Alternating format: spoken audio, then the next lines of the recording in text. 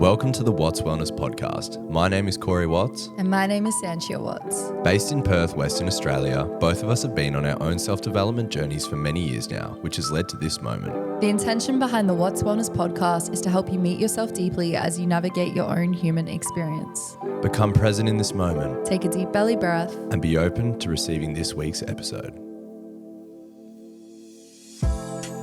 Hello, everybody, and welcome back to the Watts Wellness Podcast, coming at you once again from Sanchia's lounge room. And Sanchia, we're feeling cozy, feeling ready to go for today's episode, aren't we? Yes, we are.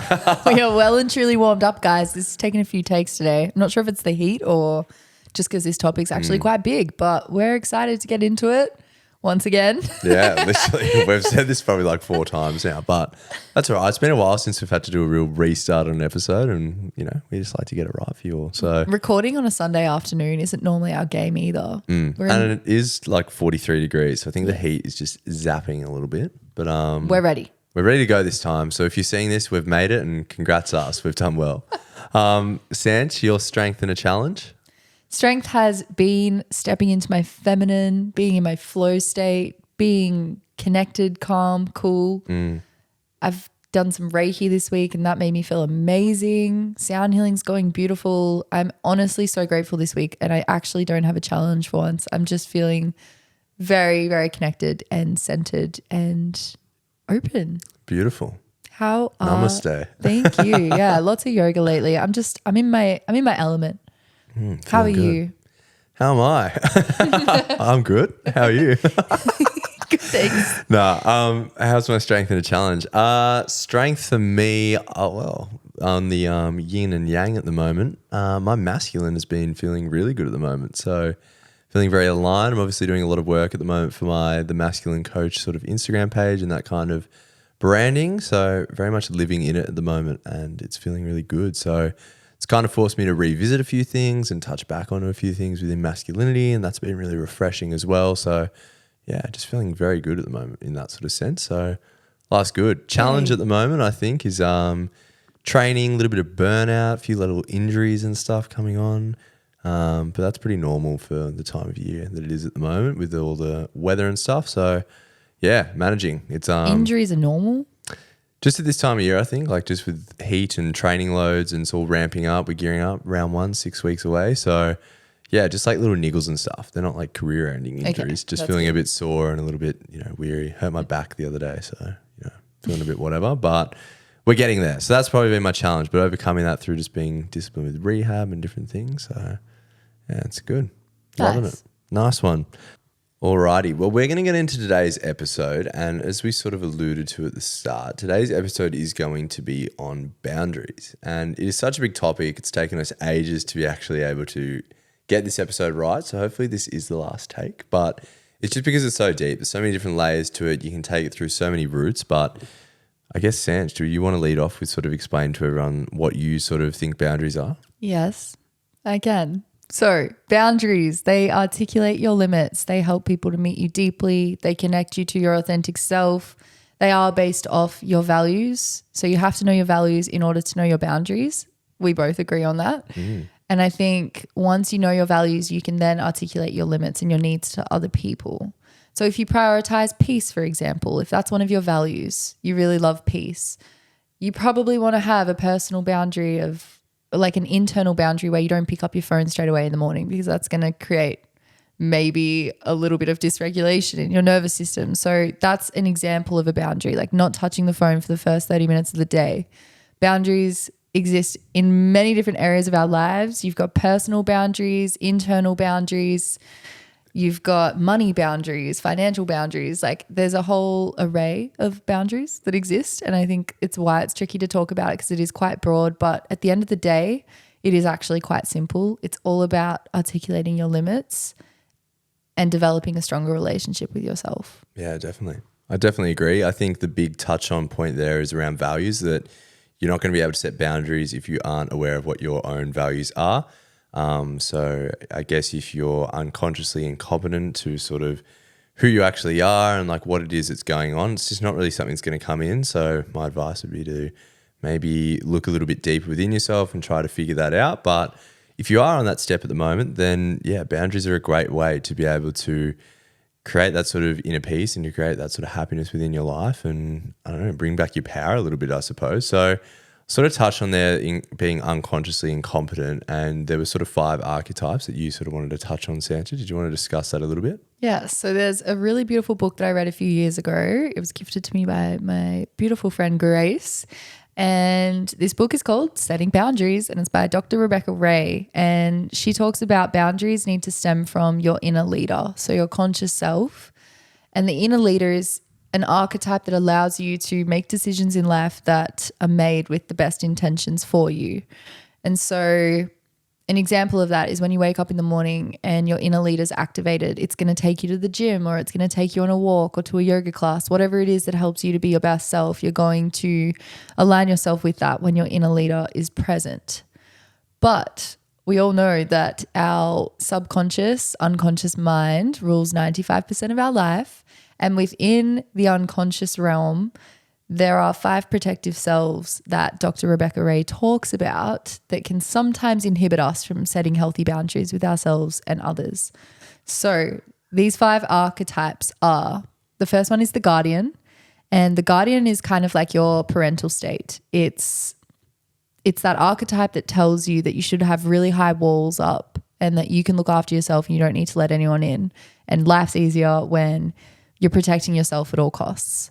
Then you've got the child, and the child has this belief of I'm powerless and I need constant validation and approval from others, which can typically lean into people pleasing. Third archetype is the conformist, and the conformist is all about perfection. It views perfection as protection. And so that can also lead into people pleasing as well, but it's basically about being really associated with your self-image and your own identity and not really connecting to your true self, but instead maybe connecting to what you think other people want from you. Then you've got the rebel, and the rebel is about rebelling. It's kind of like that like teenage era that we have. And the rebel is there to refuse and say no and wants to rebel against anything. They don't like to be controlled or put into a box. And so they'll typically either self-sabotage or break their own boundaries or break other people's boundaries, typically because they are just wanting to be seen and heard as well. And then finally, you've got the refuser, which they just think that they can't do anything. And they are kind of put in that freeze state. So they're the 5 protective selves. And when they are activated, it can be tricky to set healthy boundaries with others. But once you become aware of them, then you can begin to change their narrative and change the dialogue that they use to help you get closer to your inner leader. Yeah, right. So how do you move outside of one of those archetypes if you are finding yourself in one of those? Yeah. So for example, if you associated with the guardian, who is all about having high walls up to protect themselves, try to look for some examples or some evidence of when you let your walls down and things actually turned out okay. It's really important to know that like being vulnerable is a strength and a superpower. It's not actually a weakness.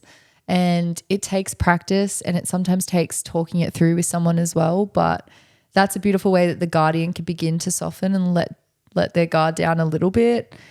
With the child, for example, if you feel a little bit powerless, I think it's really important to trust that you have the ability to look after yourself. And maybe that means you do need to delve into a bit of inner child healing as well. If you have the archetype of the rebel, balancing rest and rejuvenation will really help as well.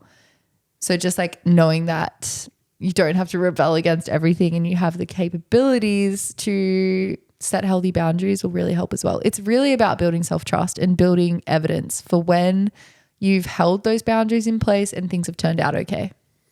Yeah, for sure. I think on the archetype thing, it's important to remember that you can show traits of like different like archetypes at the same time. It's not just going to be you're in one archetype and that's it. That you often are going to have like different traits of all of them, but they're just really handy to kind of like pinpoint different stuff. I spoke about before being unconsciously incompetent, and that is what we all are before we pretty much set a boundary. So before you actually realize what it is that you need to set a boundary around, you're being unconsciously incompetent to whatever it is that's causing you to feel a certain way, whether that's feeling a sort of sense of anxiety or a sense of like, I don't know, lack of respect or whatever it is. Like it's causing you to feel sort of that unhappiness, that sort of, what's the word I'm looking for? The opposite of peace. You're sort of feeling inner turmoil, I suppose. So once you become conscious to that, you become conscious to the fact that you are actually incompetent. And that is where Sanchia sort of touched on the fact that you can now start to get some help. You can start to take some action. And then that is when you're going to now be able to come back to that sort of inner leader that Sanchia's touched on before. So did you want to go into a bit of the inner leader, Sanchia, and how that can sort of help us? Yeah, I can. I think I just want to also touch on like it's going to be tricky in the beginning to do this. And like these protective selves are there to try and protect you. Like they come up to protect you. So sending them compassion is a beautiful way to help transmute them, which will then help you find your inner leader as well. But if they're there to protect us, then why is it hard for us to set boundaries when we're in them?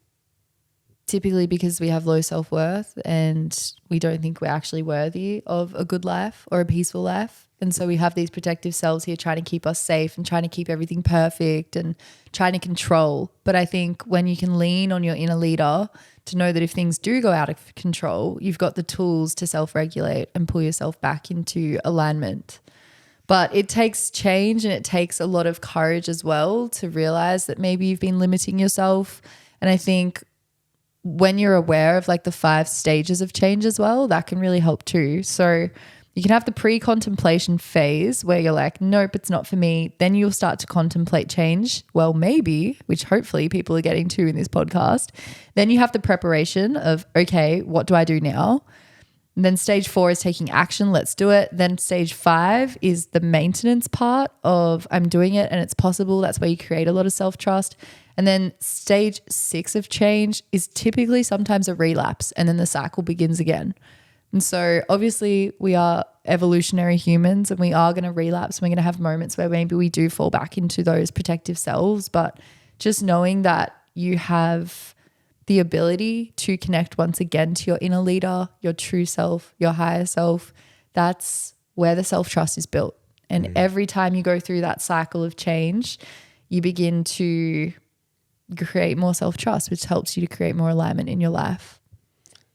Yeah, I get what you mean. I mean, though, if you're always going through a constant cycle, how does that then incite change? If you then relapse and then go through the whole thing again, like, aren't you going to just stay stagnant? You might for a while, but then eventually you'll get sick of it because it's uncomfortable. Either, it comes back to that saying you say, like, the why has to outweigh the pain to change.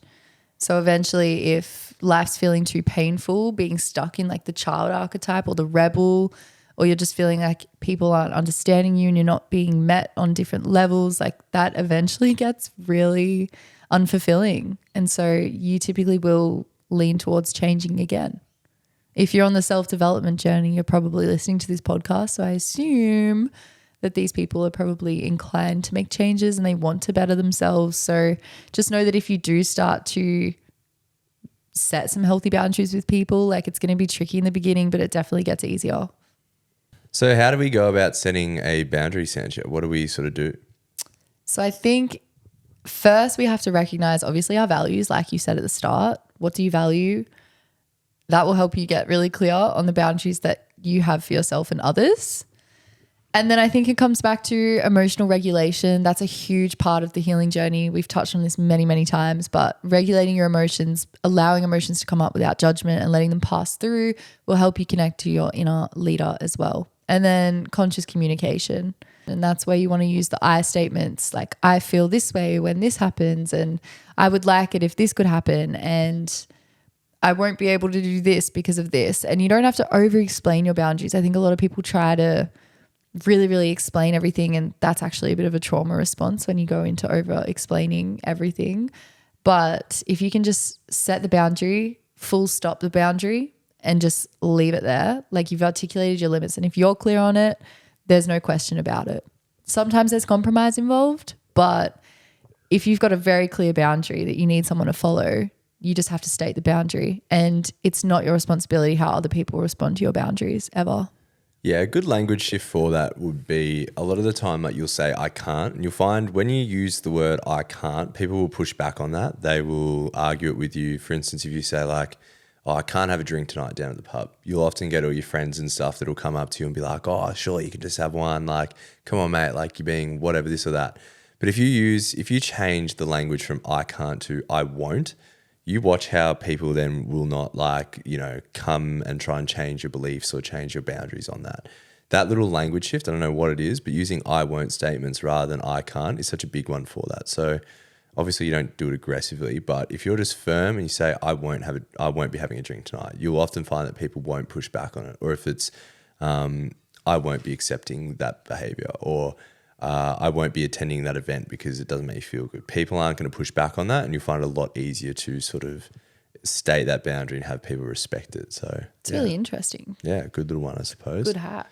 So at the end of the day, Sanchia, why do we actually want to create boundaries? What's the sort of reasoning behind it? Boundaries are genuinely one of the kindest forms of communication. If you can assert a boundary with someone, you're going to create so much intimacy and so much respect and so much safety as well within the relationship. Like everyone's on the same wavelength once you've articulated a boundary. So they are important to learn and to know. It's helpful to write them down, what your boundaries are, perhaps internally, like with yourself. Maybe that's you made the boundary and devotion to yourself this year that you would work out for 30 minutes every day. Like whatever that boundary is, stick to it. And yes, you might relapse, but you'll get back on track once again. But yeah, if you can look at the different areas of your life where the boundaries exist, with friends, with family, with co-workers, within your household, within your relationship, with your pets even. Like I had this funny example the other day where I was coaching a lady over Zoom and her dog was in the way of her meditation spot and she didn't want to move the dog because she didn't want to like upset the dog. Loves the dog too much, doesn't want to upset the dog. So had a really uncomfortable meditation experience because she couldn't be on her comfy meditation cushion because the dog was there. And that is one of the slightest, smallest forms of an example of like how boundaries will create more peace if you can follow through with them. If she had have moved the dog out of the way and sat on the cushion and had an actual purposeful meditation, she would have been dropped in and who knows, maybe some massive light bulb moment would have come through that would have fast tracked her healing. But like knowing your boundaries, knowing your self-worth and living by your boundaries is going to create a lot more peace and harmony in your life. Super short episode today, but we sort of wanted that a little bit. I think boundaries is something that it is a broad topic, but it's also good to be concise around it. At the end of the day, you're setting boundaries for your own happiness and your own peace. So just need to understand that. It's not selfish. It's not anything that's, you being whatever. It's just you putting your own peace and happiness first. And I think that's such a big thing. So yeah, and cool. It might look messy in the beginning, but it will get easier. So stick with it. And if you do set a boundary, follow through with it. That's the biggest lesson I think we can give. Like if you've made a commitment and a devotion to yourself and to someone else, you have to commit through with that. If you backtrack on the boundary, people will start to walk over it. So it will be tricky, but just remember that it's not your responsibility how people respond to your boundaries.